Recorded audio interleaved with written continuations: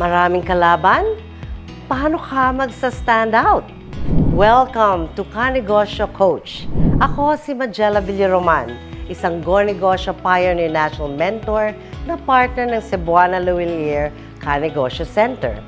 Ang topic natin ngayon ay hatid ng Ka-Negosyo Center at Go-Negosyo. Alam natin na maraming kalaban sa negosyo. Kaya naman, bibigyan namin kayo ng tips kung paano kayo makakapag-stand out sa inyong industriya. Ready na? Tara, simulan na natin. Una sa lahat, alamin ang inyong unique selling proposition o USP. Alam mo dapat kung ano ang kakaiba sa iyong negosyo kumpara sa iba.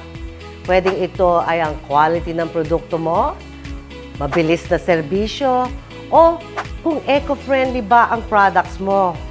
Gamitin ito sa lahat ng iyong promotions at marketing efforts para mas papansin ka ng mga target customer mo. Pangalawa, mag-focus sa branding. Dito makikilala ang inyong business o produkto. So, gawan ninyo ng logo ang inyong produkto o serbisyo.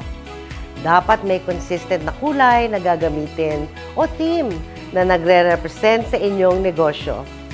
Kapag ang inyong branding ay malakas at kaakit-akit, of course, mas madali kang maaalala ng mga tao at mas ma-encourage silang bumili pa sa inyo. Ikatlo, magbigay ng excellent customer service. Laging maging magalang at responsive sa inyong mga customers, mapa-online or personal man yan. Ang mga happy customers ay madalas na nagiging loyal at nagre-refer pa ng negosyo mo sa iba. Pang-apat, gamitin ang social media ng tama. Gumawa ng engaging na content, mag-post ng regular updates, at pakipag-usap ka sa iyong audience. Ang social media ay nagbibigay daan para makakonect ka sa customers mo ng mas personal.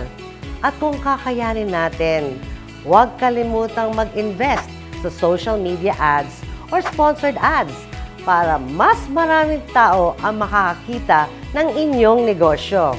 At ang panghuli, makipag-collaborate sa ibang negosyo. Pwede kang makipag-partner sa mga negosyo na may parehong target market sa iyo. Halimbawa, kung may restaurant ka, pwede kang makipag-collaborate sa mga local events o food influencers para mas mapalawak ang iyong reach. Sana ay makatulong lahat ng tips na ito para sa iyong business. Kung ikaw ay Cebuana Luwilier Ka-Negosyo Center member at kailangan mo ng dagdag na puhunan, pwede kang mag-apply ng Cebuana Luwilier Microbiz Loan. Again, ito po si Coach Majella Villaroman.